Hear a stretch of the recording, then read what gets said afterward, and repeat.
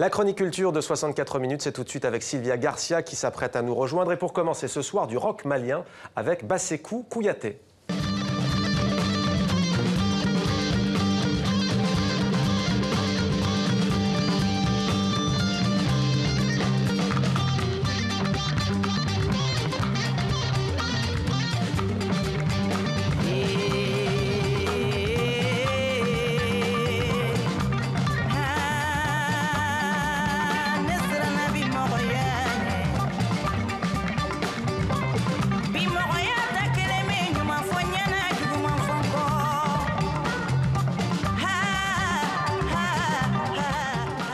Bonsoir Sylvia, ravi de vous retrouver. Merci pour cette musique. On dit de lui d'ailleurs qu'il est le cousin d'un certain Jimi Hendrix. Cousin malien, oui.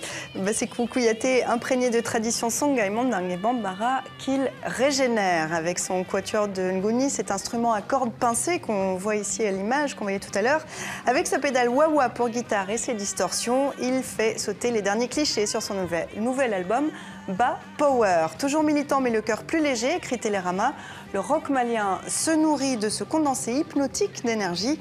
Bassekou Kouyaté fait entendre et connaître sa musique à travers le monde entier. Après Paris et Londres la semaine dernière, il sera en concert samedi en Allemagne. Il est le pionnier, Sylvia, de la danse contemporaine au Congo, Brazzaville. Il s'appelle Delavallée Bidiefono, originaire de ce pays qui se remet douloureusement des successives guerres civiles dans les années 90. La mort est omniprésente au Congo-Brazzaville. Le danseur, chorégraphe et musicien s'est emparé du sujet dans Au-delà, une création présentée au Festival d'Avignon en 2013, mais qui tourne toujours. Un spectacle dense, énergique, percutant, comme son créateur que nous avons rencontré avec Guillaume Gouy.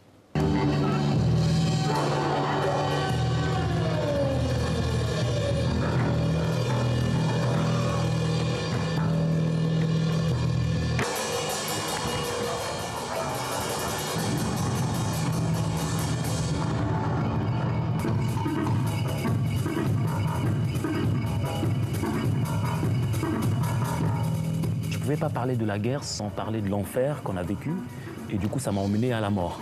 Mais ce qui m'intéressait vraiment beaucoup, en tout cas autour de cette thématique, c'est la mort inutile et la mort normale. Ce que j'appelle la mort inutile, c'est les gens qui meurent parce qu'un moustique les a piqués, les gens qui meurent parce qu'ils n'ont pas un euro pour payer un Doliprane, les gens qui meurent parce qu'il y a un avion qui a explosé ou un marché qui a explosé, ou une guerre.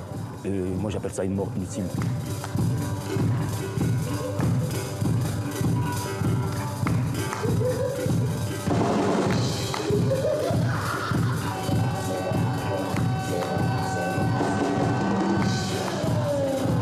En tout cas beaucoup, c'est la vie quotidienne des gens, le peuple, voilà, les gens, nous quoi, moi je fais partie des gens. Et donc ce que je vis dans mon quotidien est dur aussi, ce que nous vivons dans notre quotidien, c'est hyper dur. Et du coup, c'est une sorte de rage comme ça, c'est pas une colère, mais c'est de la douleur.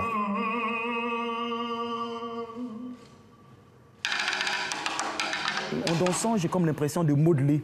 J'ai comme l'impression de vivre, en tout cas de survivre. La danse, pour moi, danser, c'est un moment, c'est un endroit où je me sens bien, quoi. Je me retrouve dans un endroit où je me sens, ouais, juste bien. Voilà.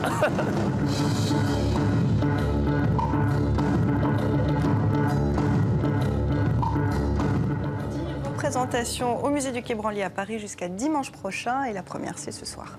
Et au programme également, pour finir, Sylvia, des images que l'on attend tous ici à TV5 Monde et que les téléspectateurs vont sans doute adorer. C'est au Quai Branly toujours et c'est une expérience virtuelle, innovante, interactive. Expliquez-nous. Oui, le musée présente en ce moment une exposition sur les maîtres de la sculpture de Côte d'Ivoire dont on vous a déjà parlé dans cette chronique.